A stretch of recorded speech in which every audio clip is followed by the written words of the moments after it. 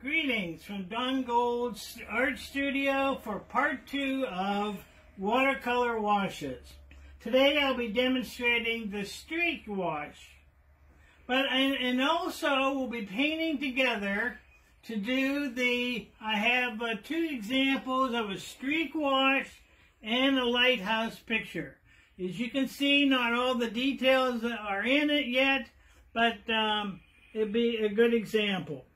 If you're planning on painting with us, you need a 1-inch brush, a half a sheet of watercolor paper, a number 8 brush, 3 colors of paint, burnt umber and 2 shades of blue, and don't forget to have your spray bottle. But before we do all that painting, I want to follow up from part 1 with what I call wash solutions. So I hope you've been practicing the flat wash, the gradated wash, and the wet into wet wash. But if you're like me, some of them just do not turn out the way we thought they would. Now I want to cover some pitfalls the artists often fall into. Once you've identified the problem, I want you to follow my suggestions and keep practicing until you learn to prevent them.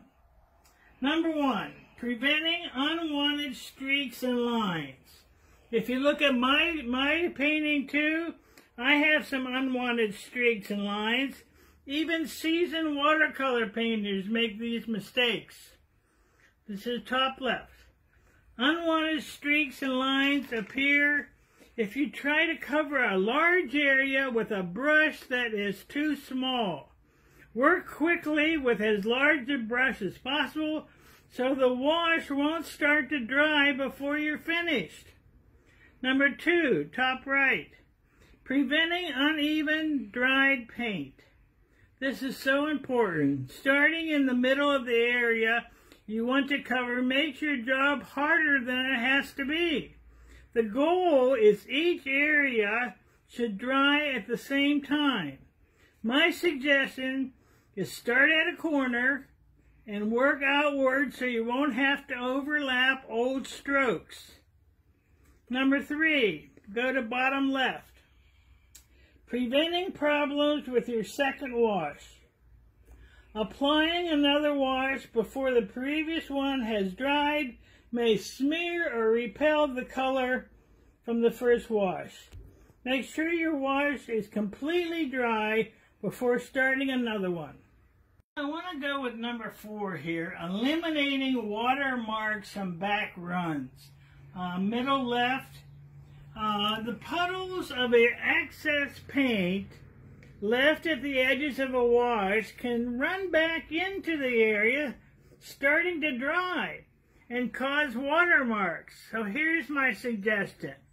Touch the tip of a dry brush, sometimes called a thirsty brush, to the puddle while the paper is still wet and lift the extra paint from the paper. Dry the brush with a paper towel and repeat as many times as possible or as needed. Note, be careful not to smear any paint that has begun to settle. Now, not all back runs and watermarks are bad. I have seen some beautiful flower paintings where the painter actually uses them. Number 5, avoid paint smears, middle right. Watercolors are not like oils or acrylics. Brushing the paint once it begins to settle can smear the paint. My advice, once watercolor paint starts to dry, it's out of your hands. Don't overwork it. Number 6, bottom right. Preventing UFO invasions. UFO stands for unwanted foreign objects, such as dust, lint, cat hair, and oil from fingerprints can cause streaks and spots if they end up in your wash before it dries. Make sure anything that comes into contact with the paper, such as paint, paper towel, tissue, or other brushes, are cleaned before you use it. My advice, don't handle the surface of the paper any more than you have to. As promised, today I want to demonstrate the streak wash. Practicing a streak wash teaches you control and timing. A streak wash has a very definite direction of flow. This direction often becomes an important part of the composition of the painting. The flow or texture has several purposes. They may be used to lead the viewer through the painting, to highlight it, or accent the main subject. Learning to paint a streak wash would seem to be quite easy. All you have to do is wet the paper, brush in a few strokes of color, and let it run. If only it was that simple. Here are two examples of streak washes, and you can see this texture. Here are a few tips to ensure success.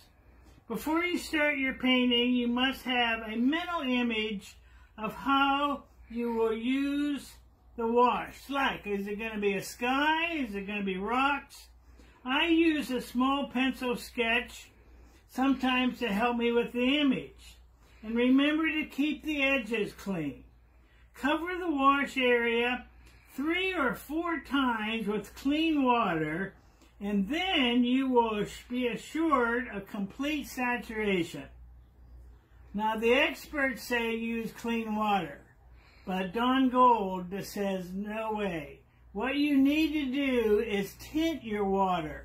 Just a touch of color into your water, tint the water, and this way you will know where it goes on the paper and if you have complete coverage.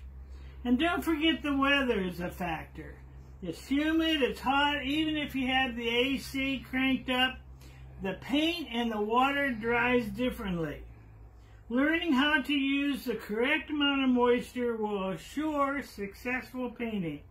It's not easy and it takes practice. Then after you drop in your water, we pick up the drawing board and tilt it and allow the wash to run in the desired direction. But be careful. And when you're finished, set the wash on a flat surface and allow it to dry. But you know, many times the paper curls and the paint runs and pulls at the edges. Well, you can either, before you start, tape it down, or you can wet the back. The streak wash should have an obvious direction of flow, and that is good movement in a painting. As always, timing and control are essential for the success of this wash. Remember, practice makes perfect. Okay, we are going to be painting the streak wash today. I just want to show you a couple of things. One, I have a tray here, and I'm keeping my paper because remember that water will be running off and it could make a mess on your table, so I have it in a tray. I have 2 colors of blue and the burnt umber that we'll be using. And do you remember when I just said a minute ago, we're going to take a little bit of paint and add it to our water so that it can tint it a little bit. Okay, so what we're going to do is take our 1-inch brush. Remember, we're going to cover it with 3 or 4 times to make sure it's completely saturated. And I'm going to try to do something like the lighthouse, or we're going to do 2 different sections on the thing.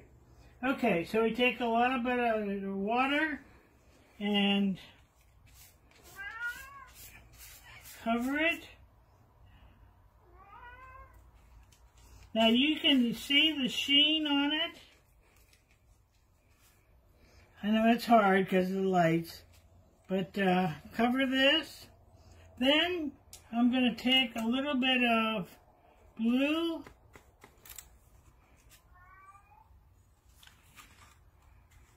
Usually I add too much water. I think today I'm using too much paint. I think I'm using too little. And then see, here's what happens. it starts to run. And I'm going to add a little more paint. See here, see it running? This is the streak wash. Now some of us are too impatient for it goes. Now see how it's pulling down here? And you're seeing the paper starting to curl. I've taken the number 8 brush, pick up that water. You can also use a paper towel. Okay. So now we have that. That could be, and you can see how it is flowing in a direction. And we're going to try it again on this side with a different color.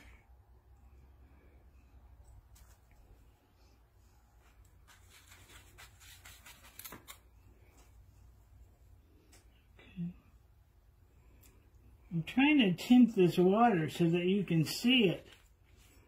If you tint the water, see how much easier you can tell that it's getting full coverage.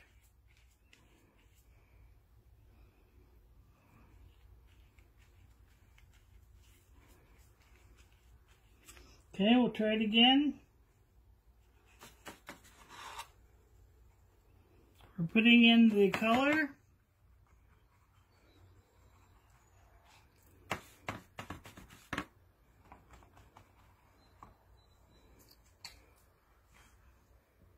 Tilt your paper. Oh, do you see that? Running down. Okay. Now, it could be we don't have enough water, so I use my spritzer bottle. Okay.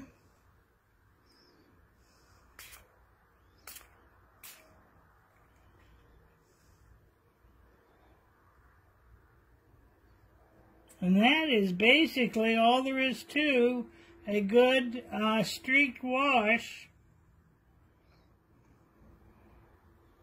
And you can use that for all kinds of things.